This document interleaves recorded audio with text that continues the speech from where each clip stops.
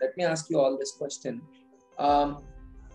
Is it a good idea for you to experience and feel many emotions?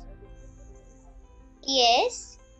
So if you watch a lot of movies and the movies give you a lot of emotions, is that nice? It depends on how you on how you handle them as well, right? Like if you just bottle them up, like if it's a sad movie or something and you bottle them up, it won't be good for you in the long run. But if you just gain experience with them and are able to take it lightly or seriously depending on it, then it kind of is good in one way.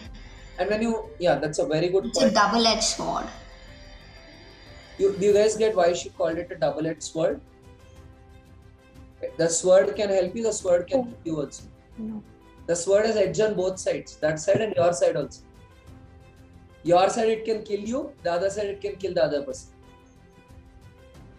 Normal sword you can use it to kill others. Double-edged sword can kill you also. So when you say something is a double-edged sword, it means it can harm you, it can also help you.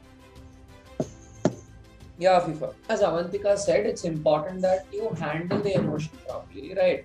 So now, if you experience an emotion and reflect after the emotion, you experience an emotion and reflect after the emotion, and you experience lots and lots of emotions, is that nice for you? Yes. Through movies? Both. I still think so. That's a very small step. I don't think so. It's a very adequate step, because even if you reflect on them, that doesn't mean you directly do anything about them. I might say this is a sad movie, it's getting too much in my mind, but I might not actually do anything to remove it. I might not try to cheer myself up. Sure, I agree that reflection is not adequate. You have to do something to regulate your emotions and stay calm, right? Let's say you're able to control your emotions. That's not a problem.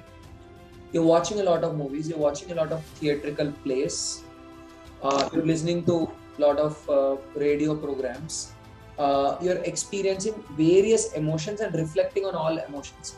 How does that help you? In your real life, when you are actually experiencing that emotions, you know how to handle it. Fair enough. Now let's say you're a leader. How does that help you as a leader when you've seen multiple emotions and experienced multiple emotions? I think so it'll help as a leader, because as a leader you have to understand the other person's point of view as well. You have to put yourself in others' shoes. When you say others' shoes, others' point of view is enough? It's not enough, but again it's an inadequate step. So, but if you're able to experience so many emotions, and then you might be like, when you're looking at another person's angle, you might see that it's a bit unfamiliar, but you'll be able to make out some of it because you've had that much experience. So if you want to understand the other person, is it important that you get the thoughts of the other person? I need more details on this. So let's say I want to understand Achintya.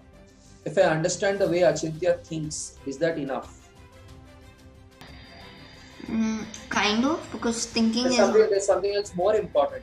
For example, how he acts, how he expresses. Are his emotions important? Yeah. Let us say, Avantika, one day you got really hurt. You fell down. You hurt your leg very bad. It's paining like hell. Right? And then somebody comes to you and says, start saying, take this, ointment, apply this ointment there, put this there, your leg, this muscle is there, that muscle works this way, this muscle works that way, press that muscle, press this muscle, do this exercise, do that exercise. Mad scientist. That's the first thing that came to my mind. I would never ever do that. Yeah, I would tell them to show me a degree or show me where they're working, or I'll just kick them. Okay, now versus, some other scientist comes to you, right? And this scientist first says, hey Avantika, don't worry, this pain will go away, right? Let's work with your muscle. and then goes and presses that muscle and says, it'll pain a little, but don't worry, it'll get fine. Just a little pain, bear with it. You're a brave girl, right? Just bear with it.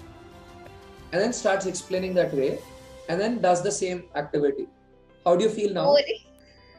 Boring. I would feel remotely safer, but at the same time I would be like, I'm pretty sure you're lying to me, but I would trust them more because they seem to understand that I'm in pain. Exactly. The human thing. Yeah. Yes.